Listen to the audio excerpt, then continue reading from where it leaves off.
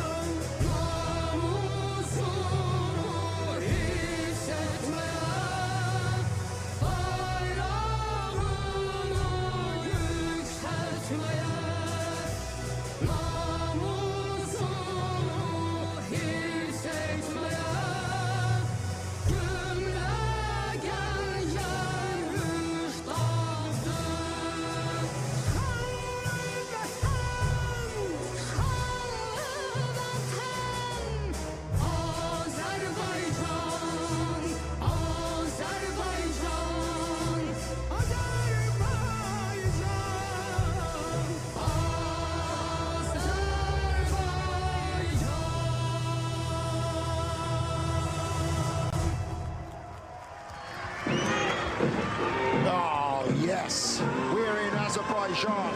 In case you didn't realise, what an anthem. Let's get an update on Isaac Hadjar's car. What can he tell us, Ted? Yes, indeed, Simon, we're pumped for it. Love that anthem. Right, and pumped, you could say, is the key word, because they pumped some more hydraulic fluid into the car, and it's done. It's ready. So great work by the Racing Bulls mechanics here. They put the panel back in. It was quite a detailed job. They had to take the engine cover off, then the other panels that caught this, that were obscuring these hydraulic accumulators, fix the problem, and then button it all up again. So they are ready to rock and roll from this position on the grid. So great job by the Racing Bulls mechanics, and Hadjar will be breathing a sigh of relief. Let's quickly hear from Alex Albon. Did go to plan yesterday. The first of the red flag starts from the back row. I know this might sound like a funny question, but how's the wind? Windy.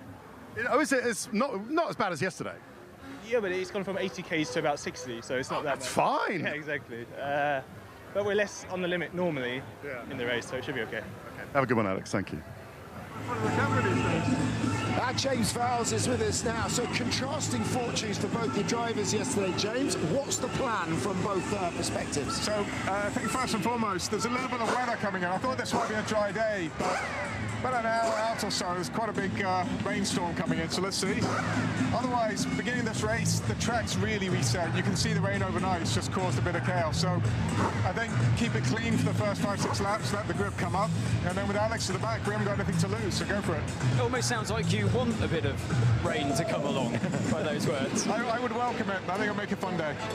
What do you think Alex can do from the back? What do you think is realistic for him? The car on Friday was quick enough to score points. On our simulations overnight, you can still see it coming in around about the back end of the point. So we just have to do something a little bit different, that's all. What's the anticipation like, by the way, please, James? I mean, as I said, the first time since 2021 you've had one on the front row of the grid. How's the team feeling? Good. I mean, Carlos is, I've said this before, he's won a race more recently than I have, but he's calm as a cucumber. I'm pretty relaxed as well, just because it's about having fun today. The car's quick, so it'll just be interesting to see how it all develops. Good stuff. Thanks, James. Best of luck. Wish you the best of luck this afternoon. As we said, could be a bit of weather. It could make it very interesting for the Strashes, couldn't it, Bernie?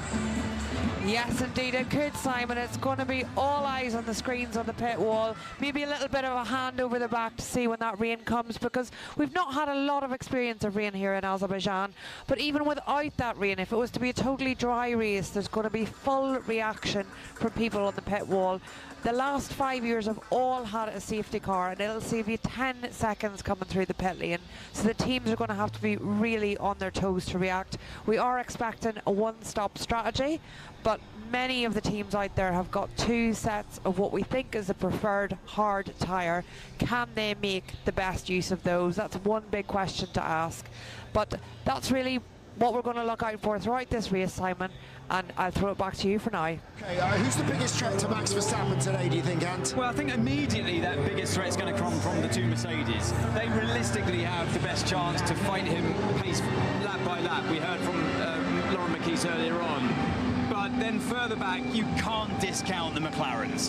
They will have their eyes set far forward in this race today, well down in position at the moment. Very quickly, who's your money on, Jamie? I think Max for the win, but further back I think it's going to be a fight. I think those 2 out of position are going to be fighting hard for a podium. Okay, well, it is gusty, and as James Vowles was saying, a little bit of weather later. It could be a long race, this one. We had almost 2 hours of qualifying yesterday.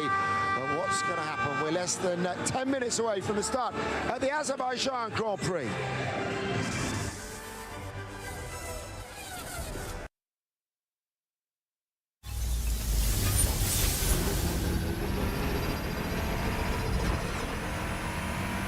Audi sponsors Formula One on Sky Sports.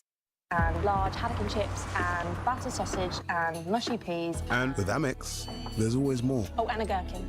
More travel and experiences and rewards. So live a life of Vans. And skip it to the good part and feeling the excitement up close and going full fan and taking a moment just to breathe. Because with Amex, life and business are more rewarding. Every neighbor got their flavor. Oh, yeah. Did somebody say just me? Emergency at 23, E for extended family. Cause you get a rewind. Nappies, coffee, rolls to go. Name states in a hot mess. No chili, it's an SOS. Major cook up, we saw ya. Let me call the reinforcements for ya. Is that Craig David? Ooh, yeah. Every neighbor, did somebody say just eat? I like to move it, move it. I like to move it, move it. I like to move it, move it. You like to move it. Physically fit, physically fit, physically. Come on. I like to move it, move it. I like to move it, move it. I like to move it, move it. You like to move it.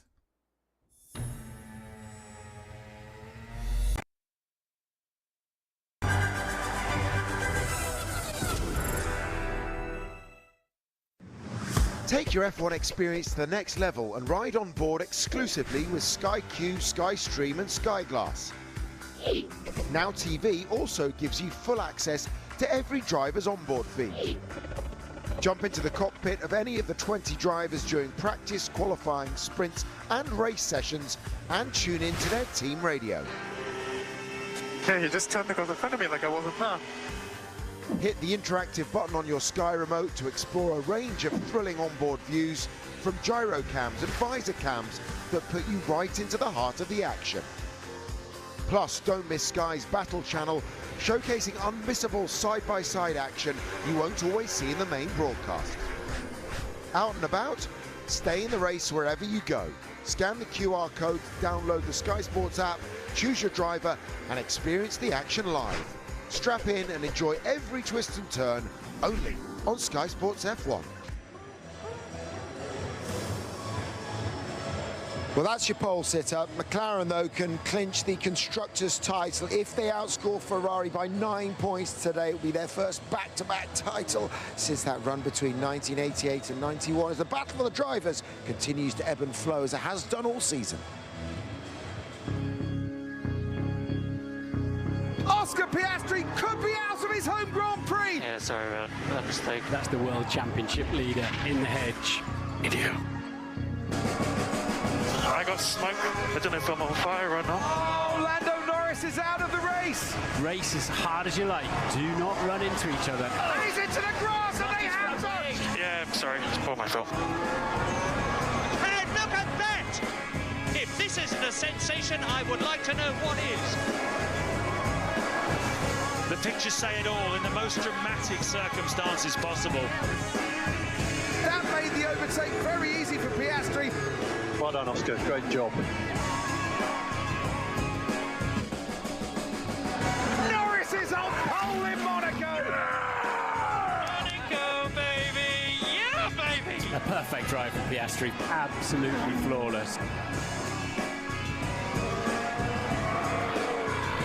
Piastri's in the wall. Wow. His teammate had the off and caused the red flag. Oh. He hits the wall as well.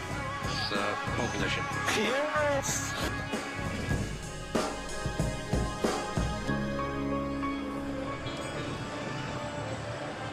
Don't know about you, but I'm looking forward to this one. Bernie Collins is bringing you all the strategic updates from the pit wall. Ted Kravitz will be live from the pit lane, and your commentators this afternoon over this Sunday lunchtime, Karun Chandok and Harry Benjamin. We're all set then for the Azerbaijan Grand Prix.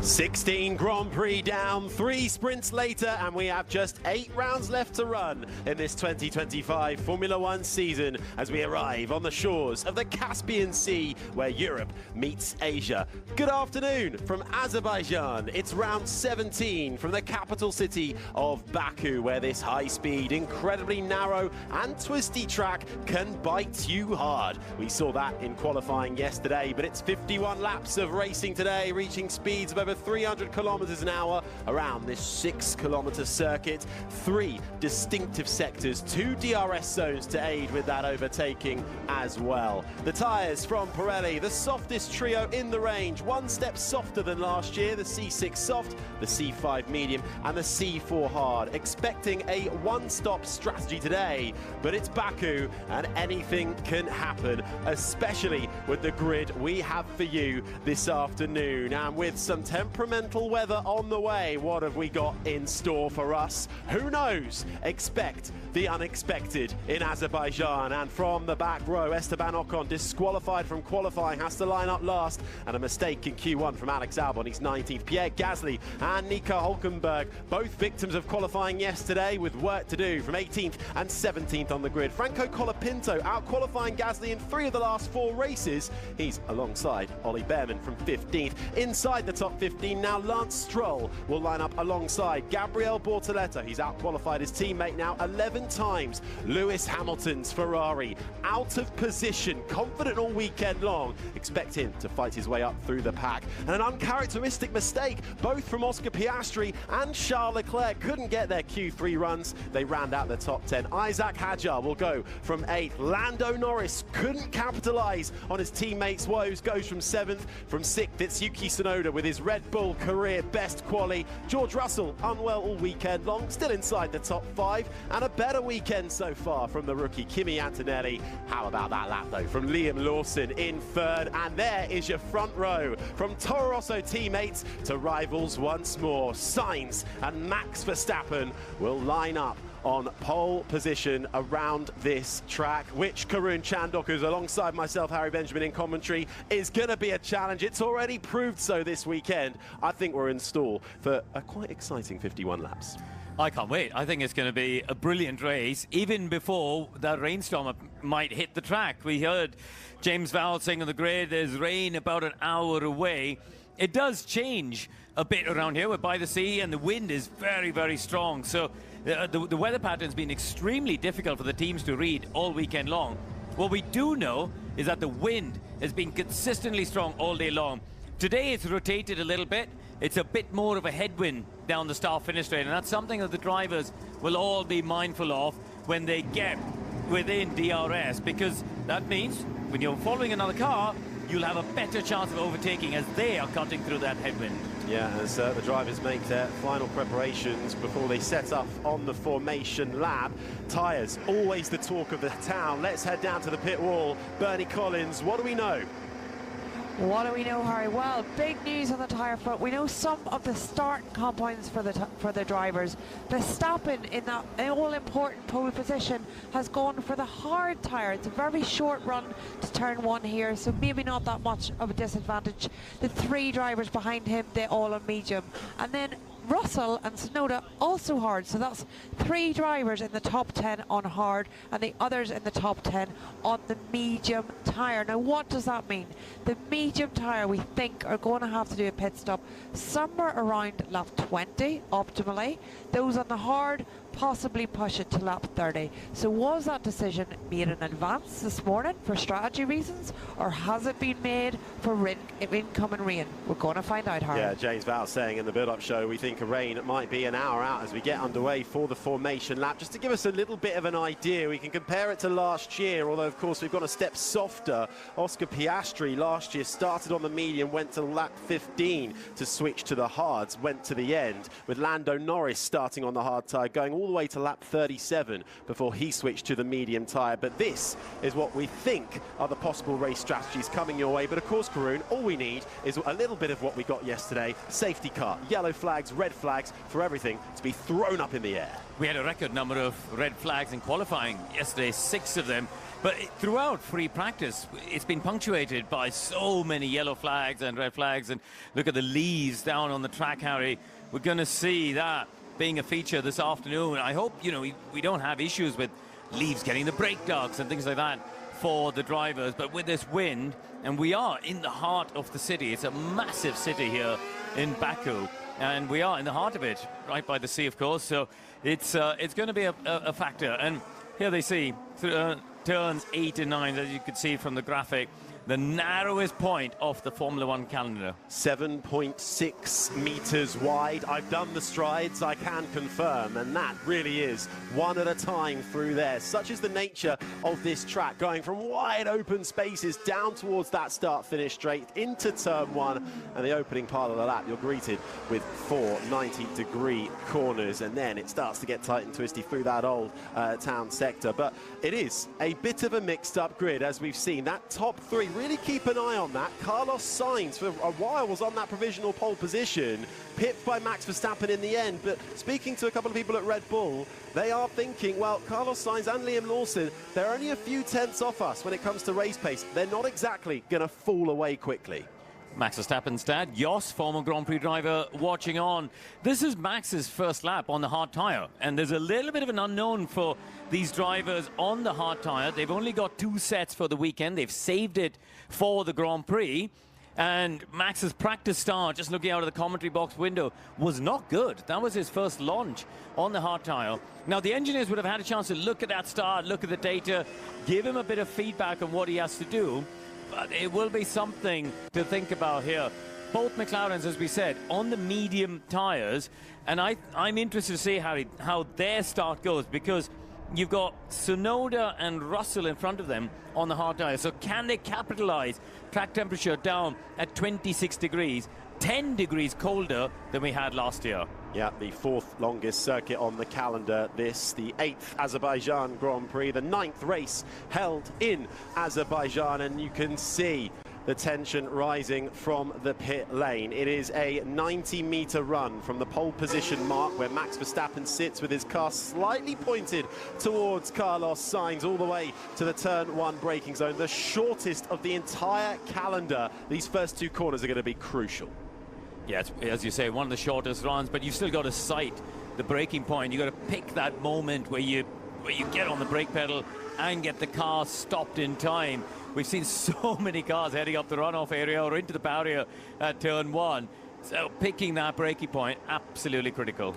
Strap in, everybody. 51 laps about to come your way. We've said it so many times already. Expect the unexpected, but Baku always delivers. We wait for the back row to form up. It's Ocon and Albon. The green flag flies. On pole position is Max Verstappen. Alongside him is Carlos Sainz. It's eyes to the lights, and it will be foot to the floor as we go racing in Azerbaijan. And it's a good start from Max Verstappen, who chops across Sainz and leads out of turn 1. The top 3 as they were side by side heading through. Lando Norris trying to make gains on Yuki Tsunoda's Red Bull further back in the pack. Piastri's had a disaster. Oscar Piastri's last. The World Championship leader is dead last as we come through the first couple of corners. Disaster for Oscar Piastri, who will try and make gains while the pack is still close together, but it was superb from Max Verstappen as George Russell edges out down the inside of Tsunoda, all cleanly through the first part of the lap. But we need to see again what happened to Oscar Piastri, who was absolutely plummeted. An uncharacteristic mistake from him yesterday in qualifying. The man who comes into this championship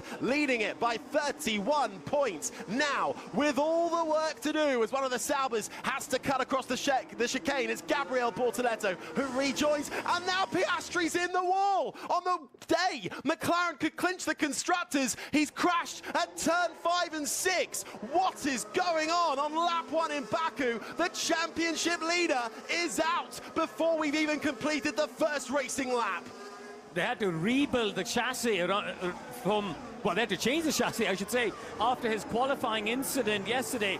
That was his first start, his first lap in anger in that car, and it's ended in the barrier even before we got halfway around the lap. The safety car, unsurprisingly, has been called.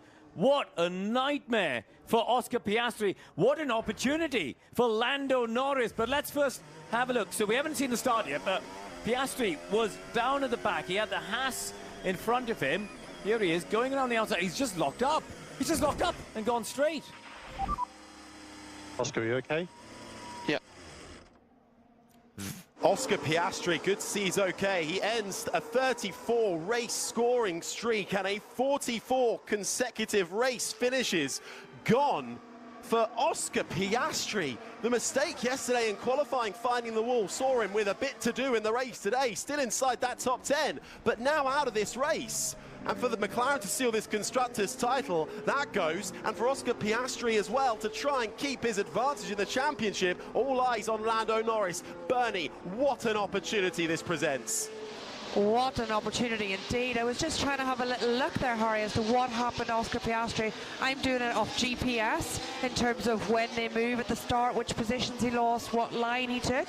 But it looks to me like he actually jumped the start a little bit, then tried to recover that, and in recovering that, lost all those positions. So that's, I think, what happened to Piastri. As the pit lane gets busy, with people stopping under this safety car to get another set of tyres on. Action in the pit lane, Karun, and we thought we'd see this with an early safety car. Albon and Ocon from the back, both coming in to try and get a mitigated pit stop from the usual green flag time of about 19 to 20 seconds. It's reduced to nearly 10 seconds, so you gain all that lap time, and they've switched onto the mediums.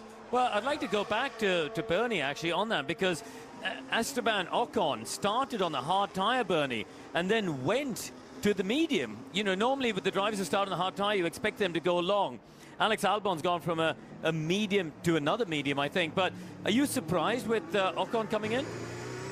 The only thing that I could think that Ocon might do is stop again this next lap, Corinne, and get that hard back on again. So we cycled through the medium, got rid of that. We think the team strongly prefer the hard tyres in these conditions in this race. So maybe, let's stand by, I'll keep an eye out down here, I'm sure Ted will as well, to see if Ocon comes in again to put a different hard tyre on.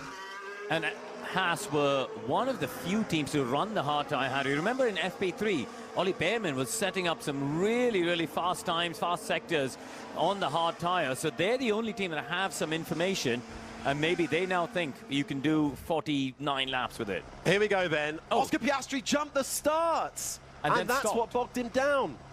Well, he jumped, then stopped, and then got going after everybody else. So yeah, complete nightmare for him. I mean, everyone else, I have to say, very, very clean start. We didn't see any front wing damage, any, you know, people getting squeezed up against the wall. People really being respectful of giving each other space. So yeah, that's 3 errors from a driver. We're not used to seeing errors. One in qualifying, then the start, then the crash at turn 6. There's a different Oscar Piastri's turned up today. With 7 Grand Prix to go after the completion of this one, is this the championship heat starting to show on Oscar Piastri here?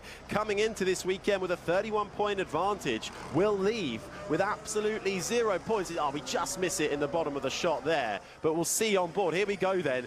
Jump the start, then hits in the anti-stall. Bernie called it, and that is all you need to do to lose all the positions. He would have been given a penalty anyway had he have stayed in the race. But then we'll see from the shot of Fernando Alonso. Yeah, so Alonso, that's interesting because Alonso's moved as a reaction, I think, to Piastri. But I'd like to see that again in slow motion to see whether Fernando moved before the lights went out. Because he did the opposite to Piastri, he didn't stop, he just sort of carried on. But I don't know if he moved before the lights, and there's Piastri just sailing into the barrier there. Yeah, I mean, it's not like, you know, if you look at it, look, he's gone to the right now. He moved over to the right. And obviously he's in the dirty air, the car's in front, but he's just snatched the front tyre so early on in that braking zone. I can't recall, Harry, anyone hitting that barrier all weekend. We saw people hitting the inside, we saw people hitting the outside of 6, but don't really recall people locking up into that barrier. We're going to see it from the Alpine. Yeah, here's Pierre Gasly, who was starting towards the back, and there goes Oscar Piastri with the lockup. You see Gasly coming in. He's actually scraped that inside, and there is more drama, but involving the Sauber of Nico Hülkenberg and the Haas of Esteban Ocon.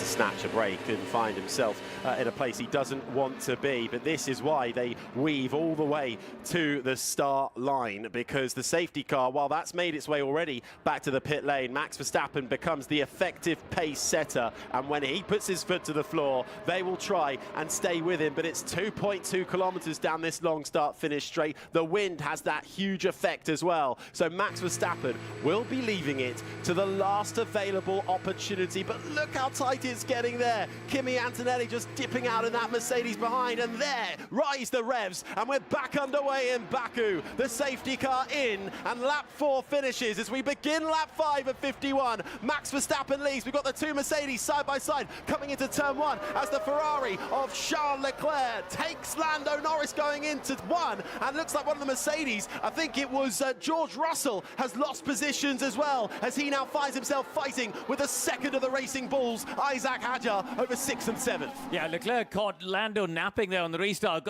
immediately got the jump on him, even before the braking zone. He was in front. Russell, I think, went a bit wide at turn 1. Norris trying to have a look on the outside of turn 3, but Leclerc has him covered. Lewis Hamilton trying to have a sniff at Lando Norris as well, but this is where the overtaking spots start to get a little minimal as we come towards turn 5 and 6, where we lost Oscar Piastri into the wall on the right-hand side on lap 1. They all, this time on the restart, make it safely through. Verstappen, though, with the start he needed, now 1.2 seconds clear of Sainz. Lawson follows. Antonelli fending off George Russell, who lost the position to Tsunoda early doors, as Hadjar battles for 7th. Charles Leclerc through on Norris as they now, one by one, make their way up through the castle section. Norris then down to 9th. Hamilton rounding out the top 10.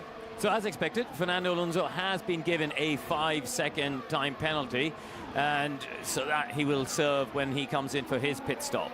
So too, though, has Oscar Piastri. 5-second time penalty, full start for moving before the signal, but because he's not in this race anymore, he will not be able to serve it. So I would imagine that then carries over into Singapore in a couple of weeks' time, as we've got Lando Norris all over the back of the Racing Bulls. Charles Leclerc has just made his way through on Isaac Hadjar, and that has left Hadjar absolutely vulnerable to Lando Norris now down this start-finish straight. The Racing Bulls driver, who didn't have the easiest of starts on his way to the grid with a hydraulic issue, managed to fix it. They'll go side by side. Charles Leclerc having to look in his mirrors as well. Lewis Hamilton trying to get his way through. Lando Norris around the outside makes his way through on Isaac Hadjar, but the French rookie fights back, but he can't, and then has to defend from Lewis Hamilton's Ferrari. Norris moves up a position, sticking with the Leclerc Ferrari, and here comes Lewis Hamilton now. These two getting on very well, though, side by side, off the track and on the track. It continues. Hadjar holds the position.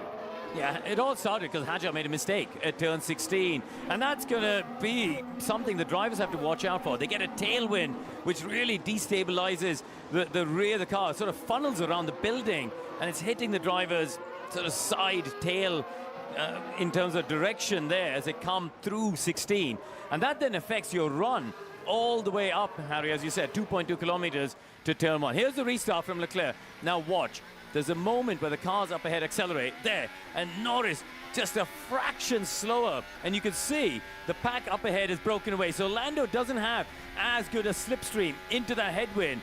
Caught napping, and Leclerc drives around the outside, braking on the clean part of the track, and gets the move done.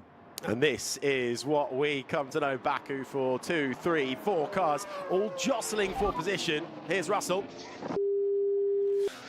And they were going side by side, the two Mercedes drivers, and Russell just being edged out wide, having to ease off, otherwise the barrier was there to greet him, and that cost Russell. He's behind Tsunoda now, down in 6th, as we look to the top end of the field, which is a Red Bull